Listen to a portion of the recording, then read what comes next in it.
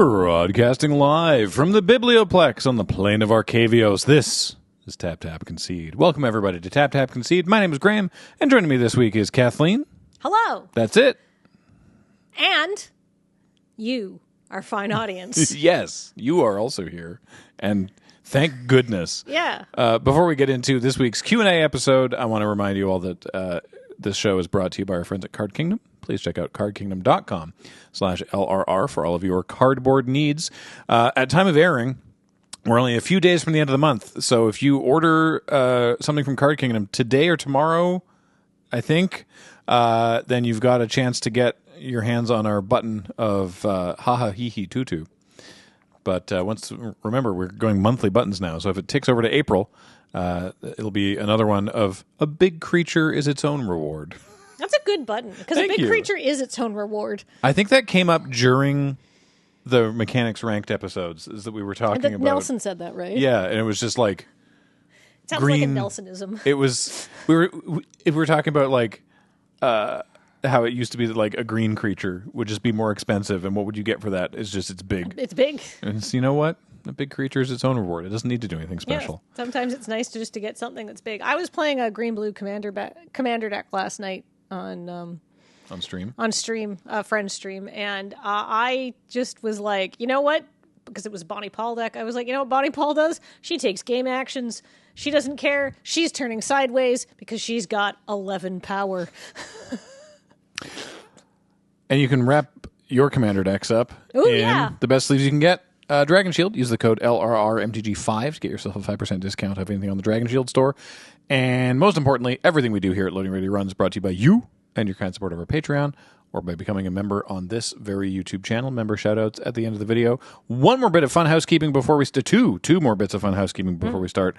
One, I mentioned the Biblioplex on Arcavios, which of course is the home plane of Strixhaven, the School of Mages, and the Strixhaven School of Mages, Secrets of Strixhaven pre-release is coming up not this Friday, pardon me. It's coming up on the 10th at 10 a.m. Pacific, and of course will be broadcast on twitch.tv and youtube.com, both /Loading Ready Run, with VOD stuff coming up on the LRRMTG YouTube channel after the fact.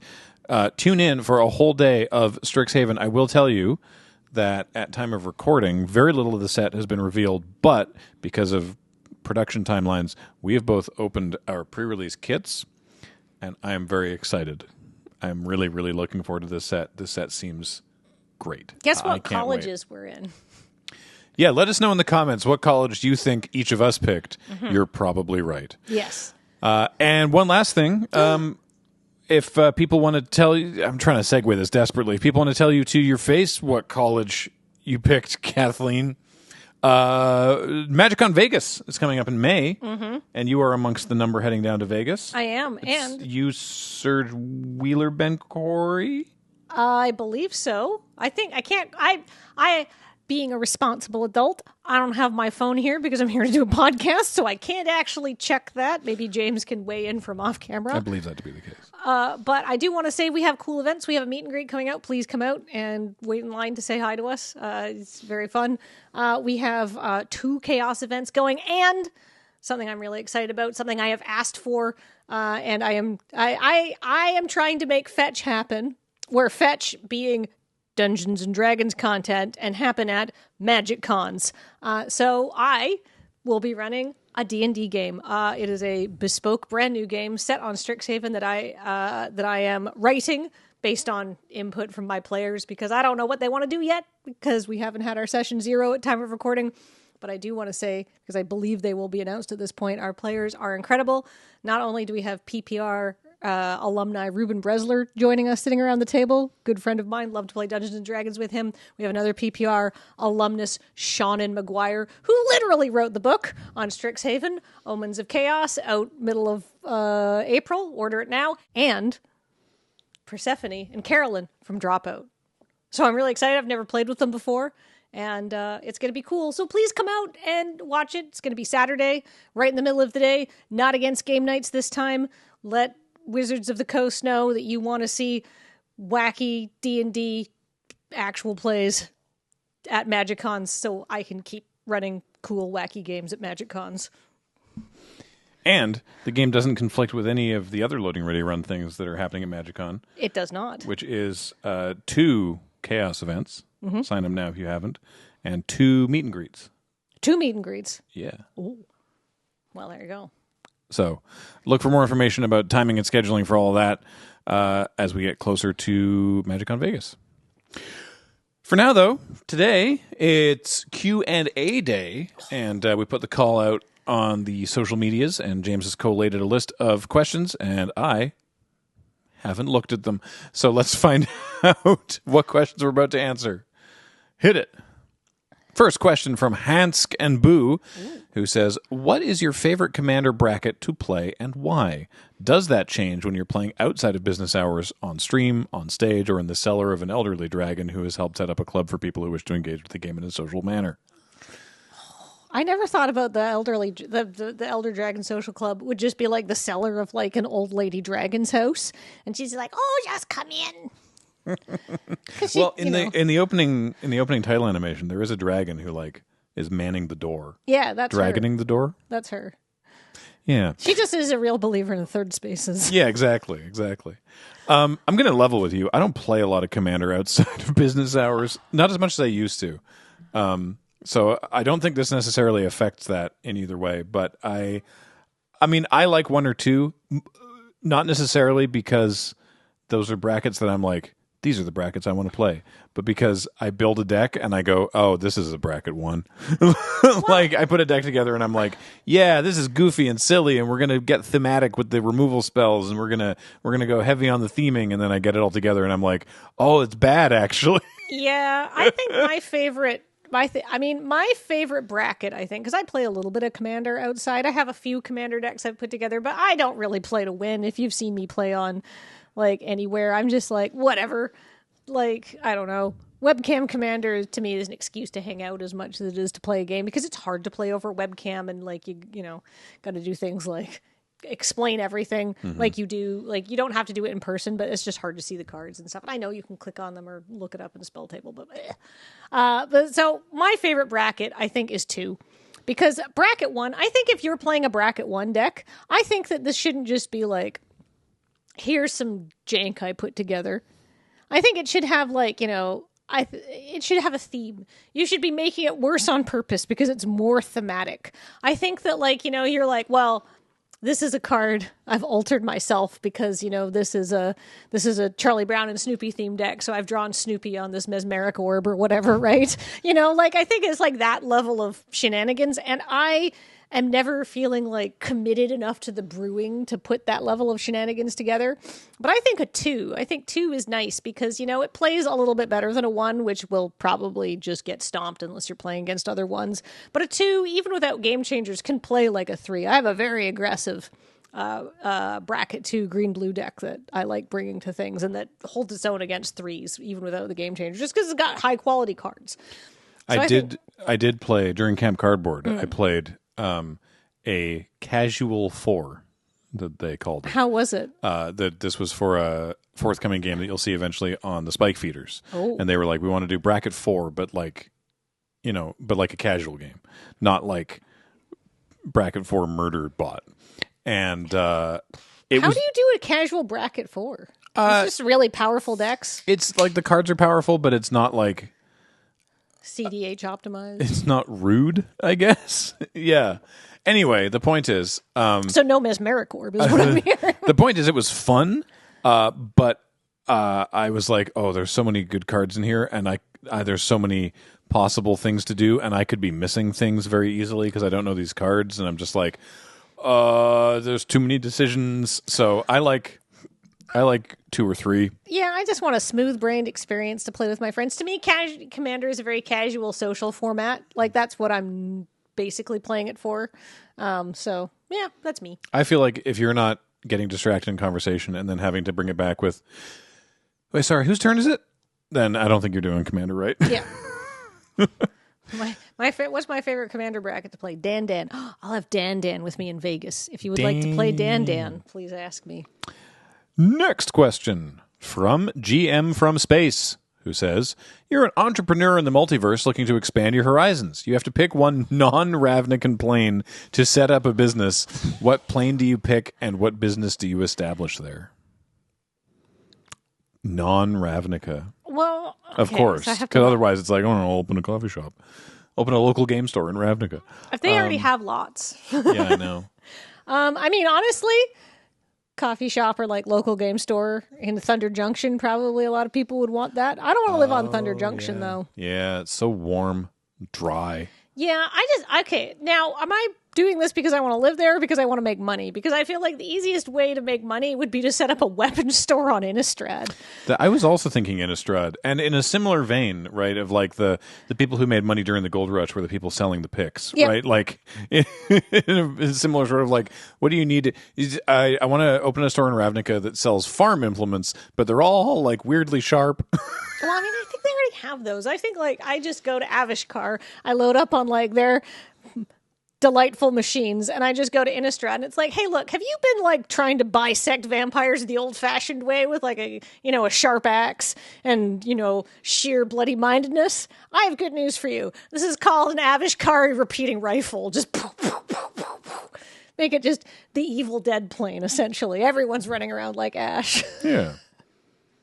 I don't want to live on Innistrad, though. Well, no, neither do I. Okay, but spoilers, though, for Omens of Chaos. Very minor spoilers. There are some people that have moved to Innistrad because of after the invasion and their home plane got wrecked. So there's like, oh yeah, they've moved to Innistrad, and I was like, while I was reading, and what a great joke to slip in there.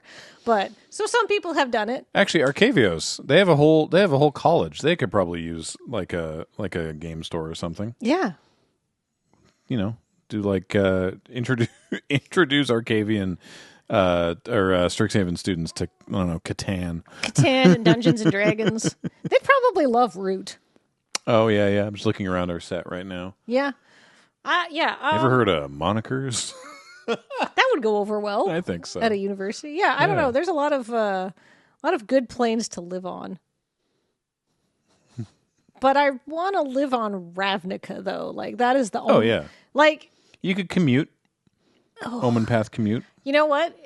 Every morning. Of Chaos, you do get to learn a little bit more about how Omen Path commuting works. I don't think it's quite that easy. Well. Oh, well.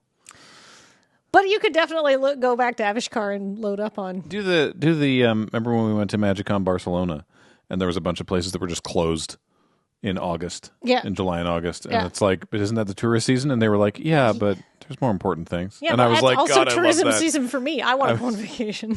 Yeah, I was getting... sorry. It's fine. The point is, that it's like we could, you could go set up your shop somewhere and then you could be like, great. It's the rainy season in Innistrad, which I guess is most of the year. I'm going to go back to my home. It's the murdering season in Innistrad, so I'm going to go over murder and somewhere where I won't die. Kamigawa seems nice. Yeah. Next. Jocelyn Chambers asks, Simic seems to miss very often in limited formats. What's your favorite Simic archetype from a set you've played of draft or sealed in? Mine is Simic Kicker from Zendikar Rising, says Jocelyn. So I think, Jocelyn, this is a great question. And then, you're right. So the problem with Simic as an archetype is it tends to be big value big chunky creatures, like, bigger, better, multiplying your power and toughness. You got your ramp, you got your counters, you got your tempo. Yeah, exactly. All of which, when concentrated too much, can really warp limited environment around it. So you want to give people that green-blue payoff, but it can't be too easy to get into it, right? Which is why I think Simic often misses, because if you tuned Simic up, it would just, dominate the game, right? So you kind of want to make sure that the people who want to be there really want to be there. I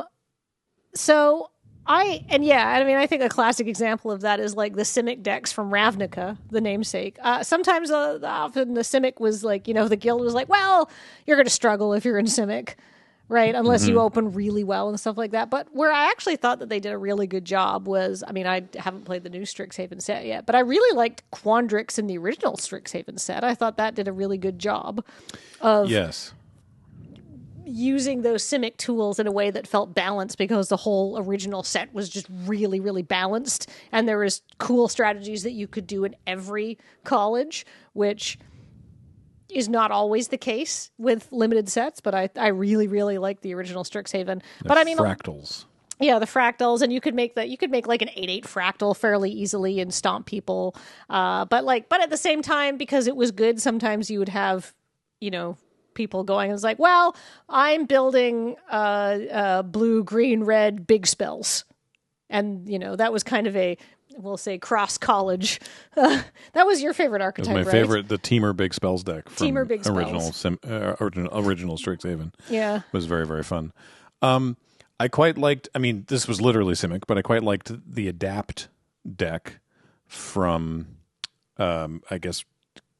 Ravnica Allegiance block. I don't remember how it was like Ravnica Allegiance Guilds of Ravnica.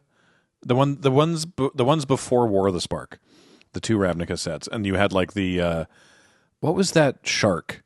There was like a 4/4 Simic shark. This is a set with like Aeromunculus and like the adapt mechanic, but there was like some kind of 4/4 green-blue shark that you like you could adapt it and you put the counters on it and then it tapped your opponent's creature down. Like it was, thank you, Shark to Crab. That's the one, James. Shark, Octopus, Crab. 2 blue-green for a 4/4, and then for 2 blue-green you adapt 1. Whenever one or more counters are put onto Shark to Crab, you tap a creature an opponent controls, and it effectively puts a stun counter on it. It's not worded that way. It's not a counter, but it just doesn't untap. It locks it down for a turn. And so it's like you get the big creatures, you get the counters, but then also when the counters go on the creatures, then they do something. That was a fun one.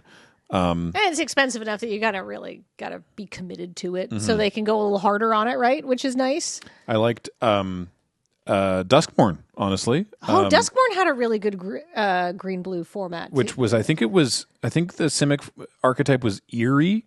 Yeah. It was the not Constellation, because it cared when an enchantment entered or you unlocked a room. Yes, God, the rooms were so good in Duskborn. But like there was a lot of good blue creatures that did stuff extra when you triggered Constellation, and then green stuff to like recur the rooms and stuff. That was a fun one. You got like Enduring Curiosity and stuff like that. Speaking of Constellation, like literally Theros was also... Did Theros have was Theros more like monocolored though, I thought? Original Theros. Maybe I'm thinking of Theros... Like Born of the Gods or whatever? No, what was Return to Theros called? The only one that actually said Return to was Return to Ravnica, but it was Theros again. What was it called? Why can't I remember? Well, this is the nadir of like Magic Story, when they're like, oh yeah, Elspeth escaped from the underworld, and we're like, how? So like it's hard to, like, honestly, as of Orthos, I find it easier to keep set straights when they have strong identity and storytelling around them. The problem is I'm sure if I went through every set, I could pinpoint some other Simic stuff that I liked more, but I can't remember a lot of it, like, just immediately to top of mind. Do you remember Up the Beanstalk? Oh, yeah. That was a Simic environment. You know what? You're so right.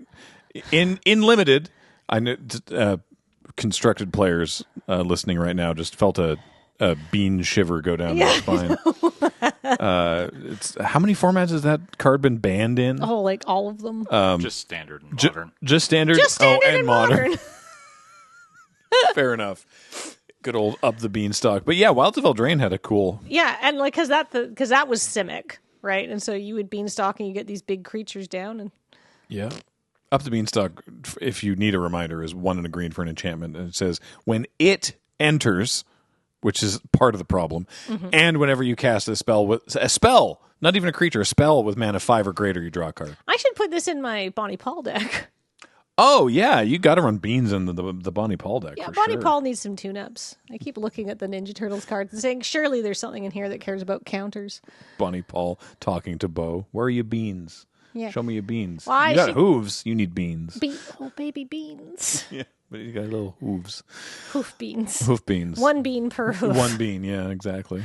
All right, so I think that's an extensive discussion.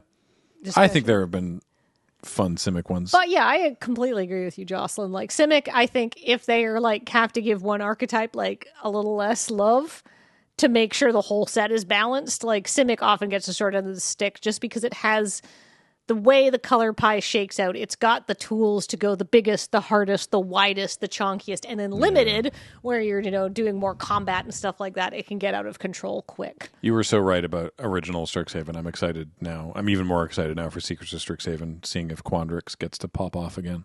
I mean, like, to me, that set was just so balanced. Anyhow, we're not talking about Strixhaven yet. Maybe there's questions about it. Instead, we're talking about this question from Analog Caveman, who says, you are hired to design a Universes Beyond product. You are given an unlimited budget with the only guidance being it has to be based on a band or musical artist and their works. I was on this one. What's the subject and what's the coolest card in the set? So this, okay, good. The first sentence, I was like, we've answered this question literally every Q&A episode for the past 6 years. But I love this caveat. It has to be based on a band or musical artist. While I desperately scrape through my mind trying to think of what to answer here, I'm going to throw it over to Kathleen.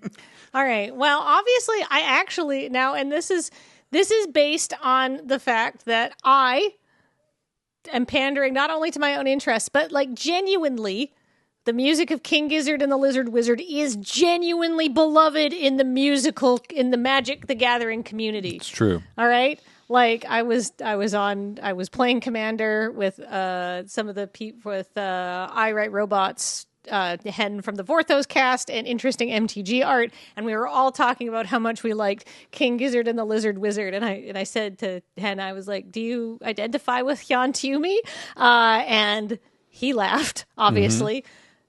I don't know if everybody there got that joke, but the point being, King Gizzard and the Lizard Wizard, I think, would be a natural sell for the Magic community because, they also have an associated lore. Hantumi, of course, being the cyborg from Murder of the Universe who appears on the Fishing for Fishies cover and a bunch of other things. It's a stand-in for us, and it would be a cool robot. You could probably just reskin Karn. Yeah. Right? It's a vanity printing of like a Karn or something like that. Get a little crocodile guy. Little crocodile guy. Oh my God. We talked about this in our, if you're interested, Kathleen and I went to see King Gizzard and the Lizard Wizard at the Gorge Amphitheater last year and a half ago. Mm-hmm. And there's a video of it on the vlog channel, youtube.com/GrahamStarkVlogs. And we talked in that video about how there was a shocking amount of cosplay at the King Gizzard concert, and I've never seen people in cosplay at a concert before. But such a breadth of there was people dressed like wizards, obviously, because King Gizzard, Lizard Wizard. There was people in banana costumes because they did an album called Flying Microtonal Banana. Mm-hmm. There were people dressed like Evel Knievel because of one line in their at the time their most recent like big single where someone just yells Evel Knievel. Ambi yells a great voice. I don't know. I don't know their names. My fandom has gone too far. I know their names. Someone was dressed like the dragon on the cover of Petrodraconic Apocalypse. Yeah. There was a lot of people in matching flight suits, right? Team cosplays, people whole groups of people, and I get some of that. Like, well, now we can find each other. Like, if we get separated in the pit and stuff like that. I'm too old, delicate for that. So I didn't like mosh pits when I was younger. But give me a card mechanically. Something like I don't know. Like, what would a card for like the Weirdo Swarm be? Oh yeah, which is of course the Giz. I think maybe the Weirdo Swarm is the King Giz fan base. I think that's Scoot Swarm. Oh, you're just doing like a vanity printing. To be honest with you, I don't think I would design a good Magic card off the top of my head. I would have to sit down. Fair. I've been racking my brain trying to figure this out, and I'm just going to go to a band that has a deep discography that I can think of off the top of my head, which is The Prodigy. I think that would be entertaining. I'd love to see a card Keith Flint, Firestarter. I think that'd be great. Ooh. You could do Chandra for that. But I want to do... no, I'm thinking original stuff. Okay. Help me out with this one. Legendary Land, the Dirt Chamber. You create music tokens. But I don't know what a music... Or banger tokens. Oh. The Dirt Chamber is Liam's, it's the name of the studio, right? He did his mix-set album is called, The Dirt Chamber Sessions. Right. So that would make sense as a legendary land. And I think it generates banger tokens, but I don't know what the banger token does. I don't know what you could do with that. I am not a card designer. That's fair. So I think voodoo people could be a card. Yep. I think you could have a card that grants a creature haste and maybe haste and double strike, but then you have to sacrifice it at the end of turn and call it Death of a Prodigy Dancer, which is from their live shows where Leroy, formerly their dancer, Maxim Reality, would just hype up Leroy and make him dance faster and faster and faster and faster until he couldn't dance anymore. Amazing. There's a bonus track on one of the albums called Death of a Prodigy Dancer, and it's basically just Maxim screaming at Leroy the entire time to dance faster. Stressful. Yeah. I think you could have some fun with the Prodigy. Yeah, I think with the King Gizzard UB that all of the creatures would be lizard wizards, obviously. Oh yeah, right. Of course, of course. Which are existing creature types in Magic the Gathering. We've had a few, and every time one gets printed, people will say, "Look, Kathleen, it's a lizard wizard." Mm-hmm. But I will say, Magic players do like this band. So if you are interested, anybody with Wizards is actually, we could do that. We could talk to them. I'm sure King Gizzard and the Lizard Wizard would be down with it. Oh, yeah. Can I shout out independent punk band Lip Critic, who genuinely plays Magic the Gathering? Oh. And are they're going to be in Vancouver on tour. And I'm I kind of want to see if I can go play Magic. We should listen to that album again. It's got a really unsettling cover, but which I mentioned because then you at home will know if you found the right album. If you look at the cover and you're like, huh. Yeah. It's just a face. It's just two eyes and a it's called mouth. Hex Dealer. But they've got you see the album and you'll shudder, but that's the one to listen to. Yeah. Well, they have a new one coming out too. Oh, good. But anyhow, yeah. So those are our bands, and I think those would be good UBs. Let us know. Jason House asks, "We've recently seen in the story some familiar characters being color shifted. White Liliana, Silver Quill Ral. What color shifted character would you like to see?" Where did White Liliana come from? She's in the Magic story in the end of full disclosure, because I have been reading the Omens, the new actual Magic novel, so that's been eating up a lot of my time, and I've had other stuff to do. I haven't caught up on the Magic story that is currently releasing at time of recording. Hopefully I will definitely have that read before the PPR, obviously. But she shows up at the end of the Lorwyn story. Oh. And there's some sort of shenanigans afoot. How do we... that are building up to something called, Reality Fracture, which is cool. I got a question. Because you read that that story. Okay. I've read that story. We've seen the art of Ral, and we're like, that's a Silver Quill boy. But yeah, he's also a Silver Quill prof in a story that's come out already. How do we know from the story that Liliana is white aligned? Because she shows up in a white dress, and Liliana Prime, we'll say, is the narrator at that point, and she's just who was this person who's showing up in her own face? I'm paraphrasing. Using her own mouth to say these words at her, I think, is closer to what the story says. Yeah, it's weird. Almost like there might be some kind of reality fracture coming later. Yeah. Okay, building towards a reality fracture. I would like to see some white aligned Etherborn. That could be interesting. I was going to go a similar route, actually. I'd like to see a white aligned Gisa. Gisa and Geralf white, maybe white red. Yeah, the great heroes of Innistrad. Instead of I want this now. Instead of using their mayhem to torment each other and just for their own fun, which is basically what they do. Just the most heroic. She's still I always joke that Gisa, 'cause she's in that black frilly dress. Yeah. The joke is that it's a wedding dress that she dug up from a zombie, right? And it started white, but now it's black because of her lifestyle. Yeah. So imagine her in just a heroic white. Oh. Yes. Yeah, there you go. Finally, for once in my life, I cooked.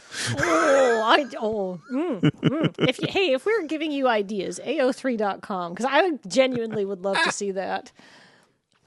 It doesn't. It bears repeating. We joke about it a lot on Checkpoint, but just because it goes on AO3 doesn't mean it has to be smutty. It certainly can be, and you know what? Knock yourselves out. I wrote I wrote a little piece of Magic fan fiction. That's true. That I put on AO3. It's called and I don't know if it's particularly good because I think I tossed it out in a couple of hours. But it's called the Thraben Inspector, and it's just what life is like on Thraben, which is mostly miserable. I think you linked it once from your Blue Sky or something. Yeah, but you should check it out, listener at home. It's fine. Yeah. I don't know if it. I haven't looked at it in forever. You don't need to. I was just inspired because it's Emma Partlow's favorite card is Thraben Inspector. And I was like, I love this card too. I'll give her a little bit of fanfic. Yeah. There we go. Did you have an answer? I can't remember. I made many things. I don't know. I like your Geese and Girl answer. Great. We'll go with that. Next question from Elendrax. I'm going to go with that.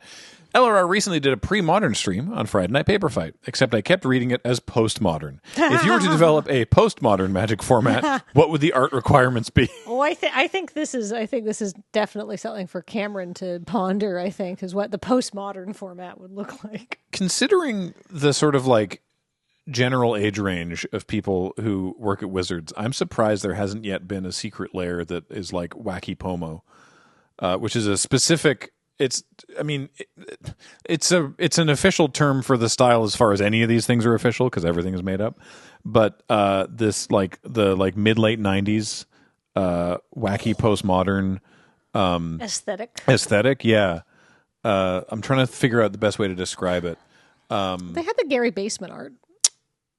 That's true. That's actually closest. That's to close. It. That's about as close as they've come. But I want to see CG, really a bunch of heavily textured, glossy, primitive shapes like spheres and cubes, but with unsettling perspective. Everything looks like one of them. You remember the Mind's Eye? The Mind's Eye. It's exactly what I was thinking of. Yes. Oh, cards you can hear. Honestly, I just want to those shooting things that went boom, boom, boom. Wow. Yeah. Wow. Yeah. I want to see a secret layer of just stuff from Mind's Eye. Were you a child in the 90s? We've got your number. The bird and the fish. Yeah. Secret Rendezvous reprint right there. That one's good. The weird the man who turns into a butterfly on the pyramid. You remember? We Are the Butterfly. Is this registering with anybody else at home? Let us know in the comments below if you're going on a childhood nostalgia journey right now. Yeah, man. What would the art require? I mean, I just kind of want to see. Yeah, I kind of just want to see postmodern. Actually, you know what? Again, close but not quite right. Is the Brain Dead secret layers, which art is subjective. I do not like looking at them. I'm happy for the people that like them. I'm trying to. Could you refresh my memory on the style, please? James, are you able to bring up any of these? They just recently did another batch of them. They did one a year and a half ago, a collaboration with art collective Brain Dead, and then they did another one. I want to say last month.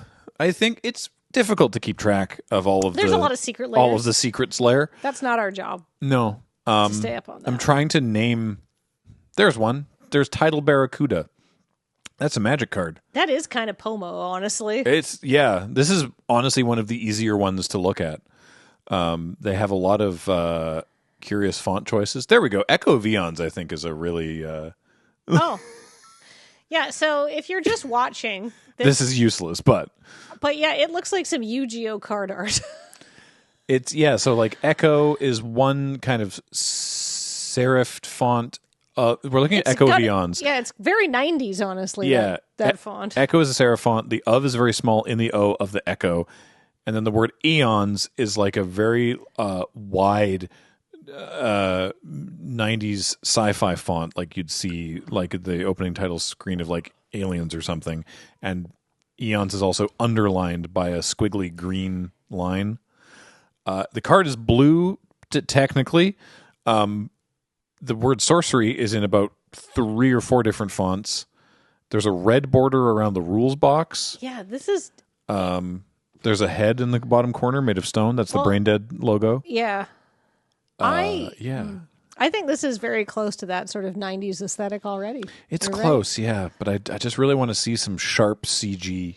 I want want to see something that looks like should be on like the color of like a Britannica CD, the cover of a Britannica CD. Ooh, yes. Right? What's the word for Mavis that one? Beacon teaches typing. There's a word, the Encyclopedia Britannica CD. I was thinking of that one as well, but that's not Pomo. There's a term for that particular 90s aesthetic as well, and can't. It's like utopian or something like that because it's very like optimistic.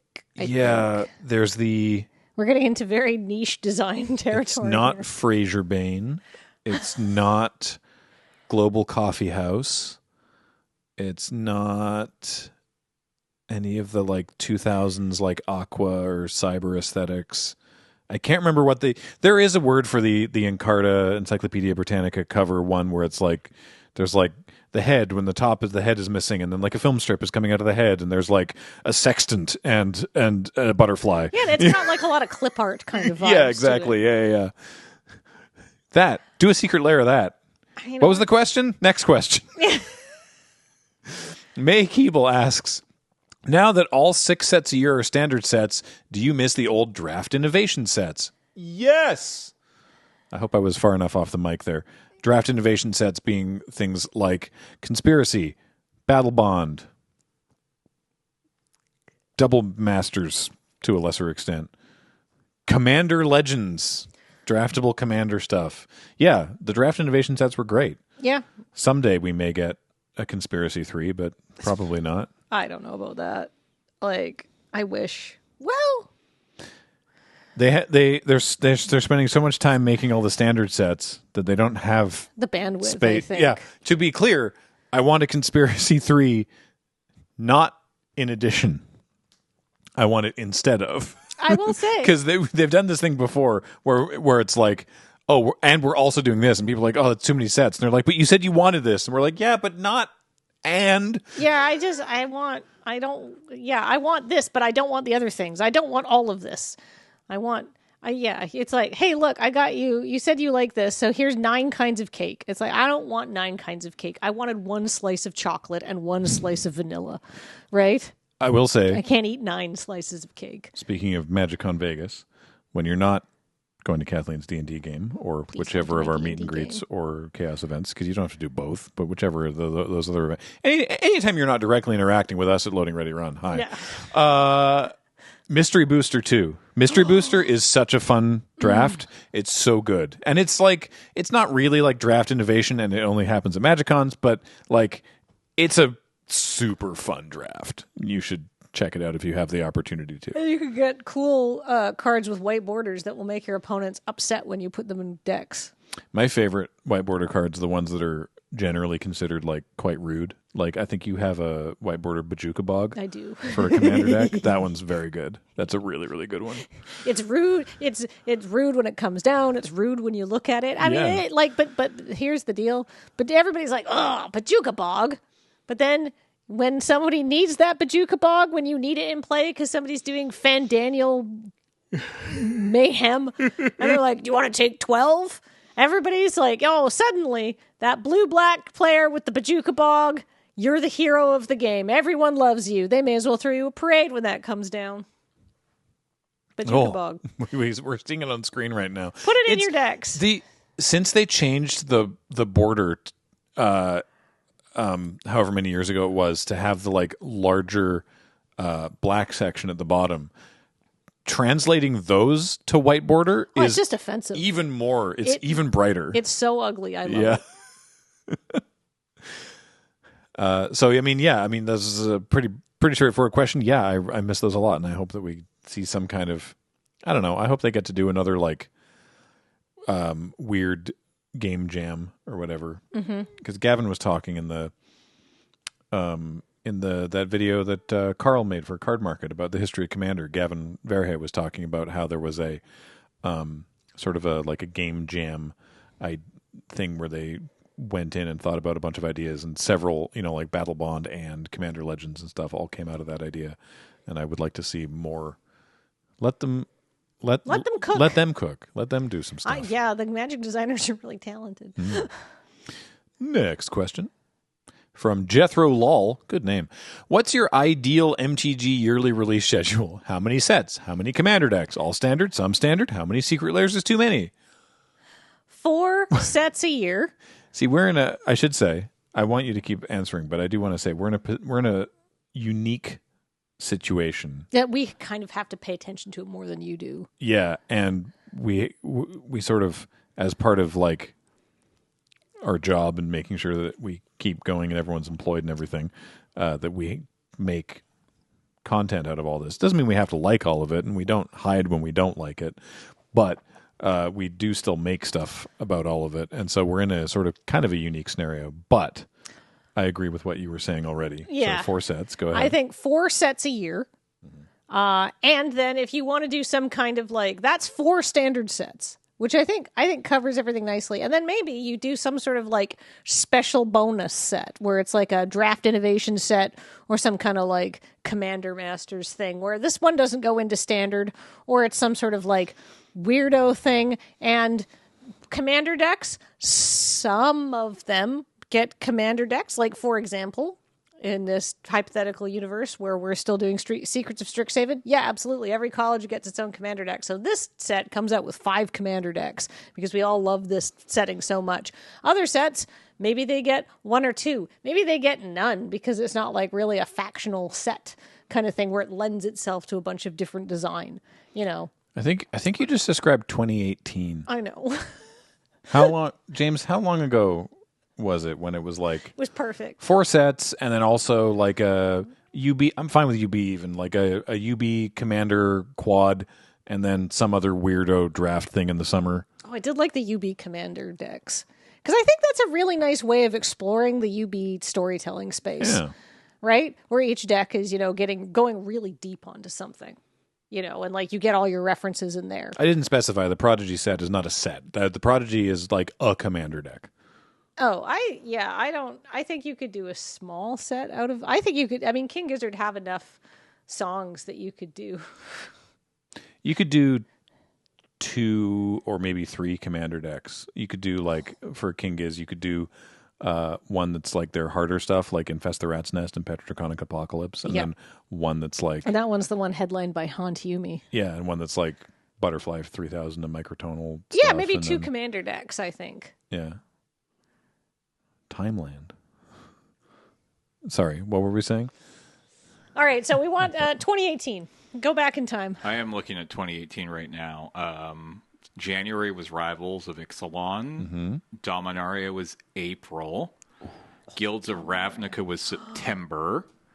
And I think that was it for I guess there would have been something like surely there was set. There must have been a 4th one. The way that I'm looking at the Wikipedia page, and it's all like grouped together in weird ways. What else came in? I'm just trying to see what else came out in 2018. Yeah. I think the important thing is how many of these are UB, how many of them are mainline, like universes within.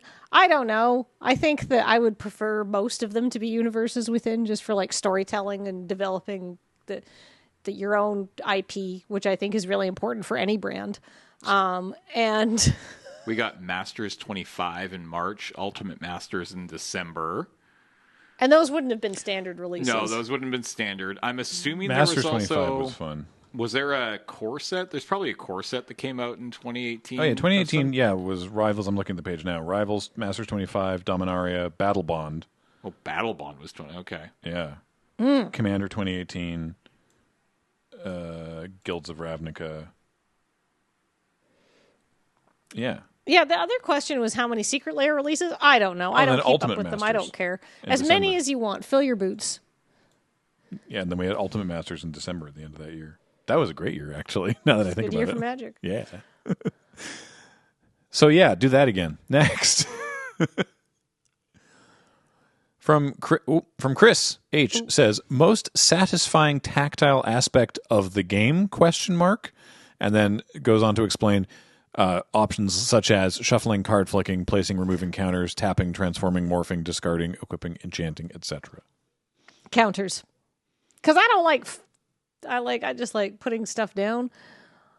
Tapping is also really good. I don't like shuffling because I have small hands. Card flicking is just, you are Satan for putting it in this list as satisfying. No offense, Chris.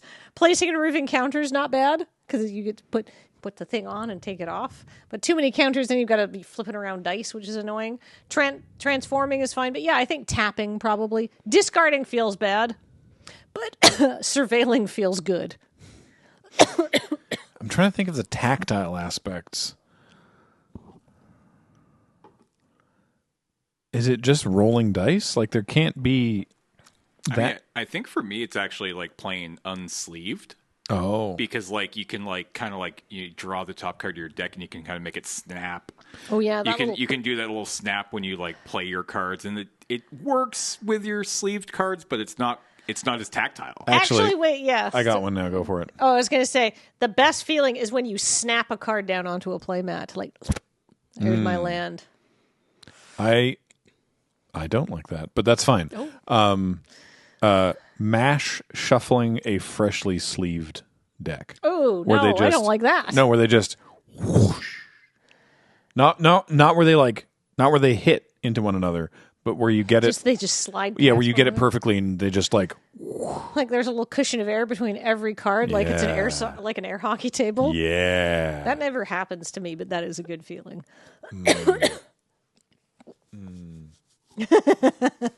I'm making the people listening, the image meme of like the drawing of the figure who's just like got his hands on his cheeks and is going, ooh. That one. Yeah. Next. This is your last question. Our last question from Taylor M. Is there any sort of supplemental product you think WotC could release that would do very well that they haven't explored yet? Yeah, I actually think that what they should do is they should hire me to make a really immersive Dungeons and Dragons campaign that you can play that goes with every set. It uses some of the themes and settings from it and has some little instructions on what you can do. And then you can I also think they should hire play in the world of the game. And, get to know some of these legendary characters outside of what they do on the cardboard. Now, would this do well? Yes, because this is a fantasy. And they also give me a very nice rate per word because it's also a fantasy. But also I do think that putting what is not a lot of work into like the supplemental world building and making that world feel more alive, because the more attachments and the more love that you feel for these characters and game pieces and stuff, the more you're going to want to come back to them. So I think that would be a supplemental product that would do really well. Is just more ways to play and to fall in love with the setting, which because people put so much work into these settings. There's so much game design that hardly ever comes out as somebody who works in creative text, right? There's so much stuff that they build and then only some of it gets to go on the cards. Mm-hmm. So, think about all that you could have there. So my very real answer that's also kind of cheating because they did it once but just never did it again is the affordable entry-level commander decks. Remember those? They did that cycle. Yeah, like the $20 commander decks. Monocolored, super easy to pilot. Yeah. Play it on sleeve, who cares? They did it once and then never did it again. And I think that's silly. I think that is a good idea and they should do it again. They could do it as 2-color this time, and they could do it hey, here's the Kamigawa deck. Here's the Ravnica deck.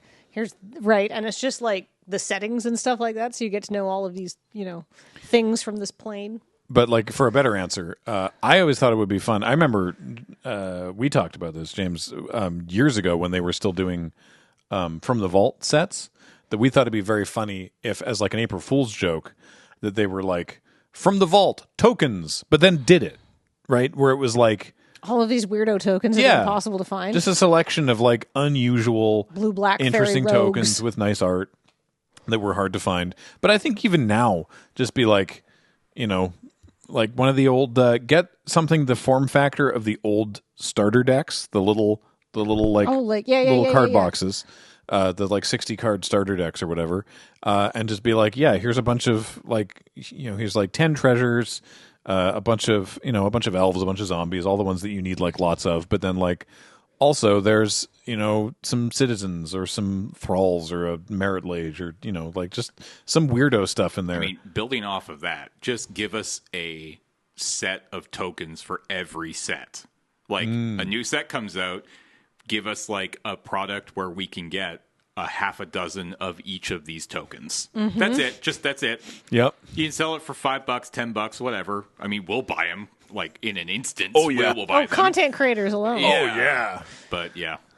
I mean, we don't want to put Infinite tokens out of business, but... That's true, actually. I mean, you know what? Megan has seen this lack in the market and said, you know what?